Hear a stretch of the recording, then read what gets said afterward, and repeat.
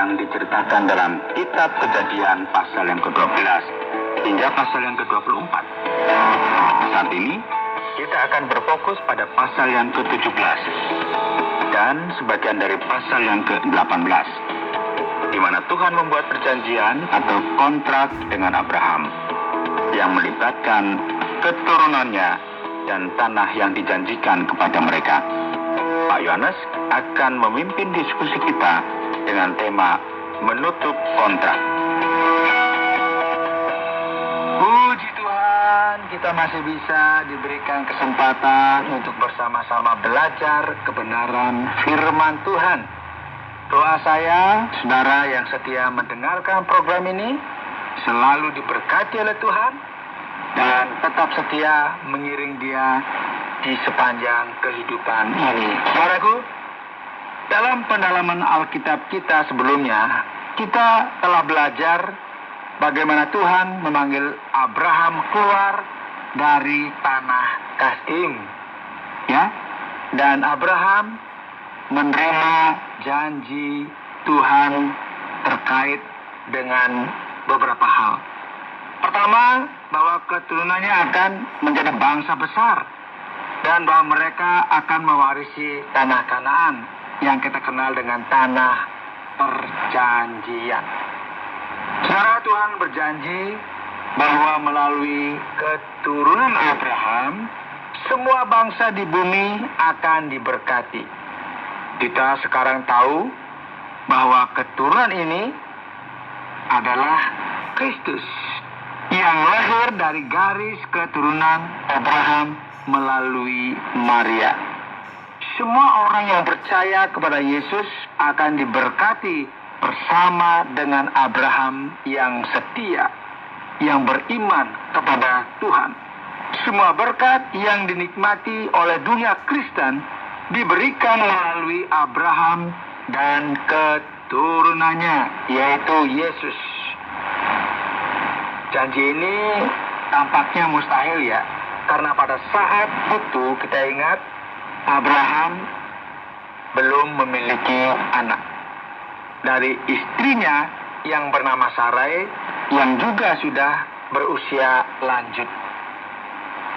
Mereka menjadi nggak sabar dan mulai berpikir bahwa mungkin ya Tuhan itu butuh bantuan agar janjinya ditepati. Sarai mulai punya inisiatif, ya, memberikan pelayannya yang bernama Hagar. Kemudian Abraham mengambil Hagar dan akhirnya, saudara, melahirkan seorang anak yang kita kenal yang bernama Ismail. Kemudian kita juga sama-sama sudah melihat tindakan tidak sabar Sarai dan Abraham ini pada akhirnya menimbulkan masalah di tengah-tengah keluarga ini. Jalan pintas yang diciptakan oleh Sarai dan Abraham ini tidak membawa mereka ke tujuan yang benar. Namun harus ingat bahwa Tuhan tetap setia untuk memenuhi janjinya pada waktu yang tepat. Nah, mari kita sekarang sampai di Kejadian pasal 17 dan kita akan melihat Tuhan akhirnya menepati janjinya, dan kita akan membaca mulai ayat yang pertama.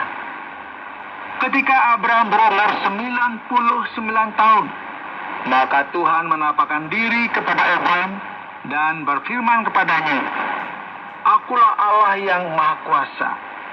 Hiduplah di hadapanku dengan tidak bercela. Aku akan mengadakan perjanjian antara aku dan engkau, dan aku akan membuat engkau sangat banyak."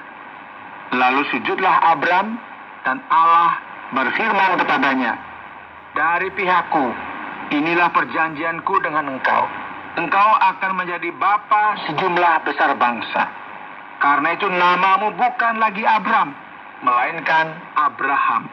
Karena engkau telah kutetapkan menjadi bapa sejumlah besar bangsa." Ya, ini adalah saat yang kita tunggu-tunggu, ya, ketika kita berhenti memanggilnya Abram, yang artinya bapak yang luhur, dan mulai memanggilnya Abraham, yang berarti apa, saudara? Ya, tepat, bapak segala bangsa. Saudara, kemudian Tuhan melanjutkan di ayat 6 untuk mengingatkan Abraham tentang janji-janji yang telah dia sampaikan kepadanya. Aku akan membuat engkau beranak cucu sangat banyak. Engkau akan kubuat menjadi bangsa-bangsa, dan daripadamu akan berasal raja-raja.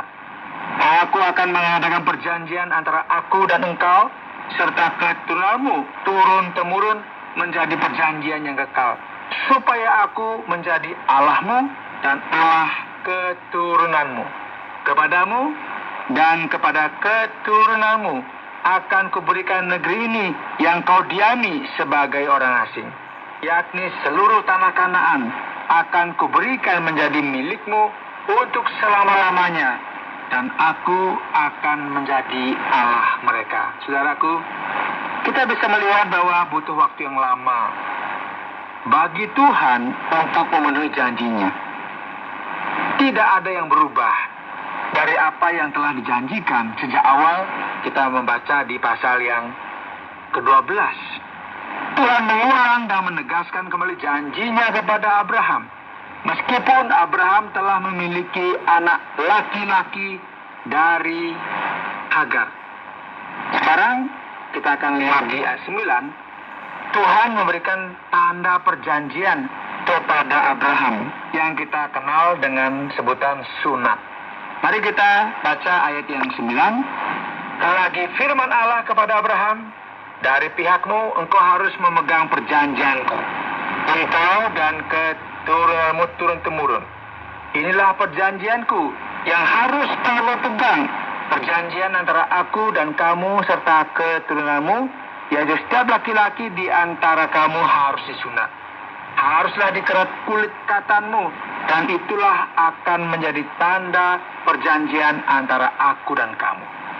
Anak yang berumur 8 hari haruslah disunat, yakni setiap laki-laki di antara kamu, turun-temurun, baik yang lahir di rumahmu maupun yang dibeli dengan uang dari salah seorang asing, tetapi tidak termasuk keturunanmu. Orang yang lahir di rumahmu dan orang yang engkau beli dengan uang harus disunat. Maka dalam daginglah perjanjianku itu menjadi perjanjian yang kekal. Dan orang yang tidak disunat, yakni laki-laki yang tidak dikerat kulit katanya, maka orang itu harus dilenyapkan dari antara orang-orang sebangsanya. Ia telah mengingkari perjanjianku. Saudara, sunat adalah tanda yang jelas dan terlihat untuk menunjukkan siapa yang berkomitmen untuk menjaga perjanjian dengan Tuhan dan siapa yang tidak. Seperti pelangi sebagai tanda perjanjian Tuhan dengan Nuh, masih ingat ya? Ketika selesai air bah, saat itu Tuhan memberikan janji bahwa tidak dimusnahkan lagi bumi ini dengan air bah, dengan menunjukkan pelangi. Demikian juga sunat menjadi tanda bagi umat Tuhan. Abraham sebagai bapa banyak bangsa akan memiliki banyak keturunan yang akan menjadi bangsa Ibrani. Pada akhirnya keturunan ini akan mencapai puncaknya dalam kelahiran Kristus Sang Mesias. Yuk kita lanjutkan di ayat selanjutnya. Selanjutnya Allah berfirman kepada Abraham tentang istrimu Sarai. Janganlah engkau menyebut dia lagi Sarai, tetapi Sarah. Itulah namanya. Menariknya, nama Sarai memiliki 2 makna, yaitu putri saya atau pendebat. Ya, ini bukan nama yang cocok untuk ibu dari banyak keturunan saleh. Jadi Tuhan mengganti namanya menjadi Sarah, yang berarti seorang putri. Aku akan memberkatinya, dan dari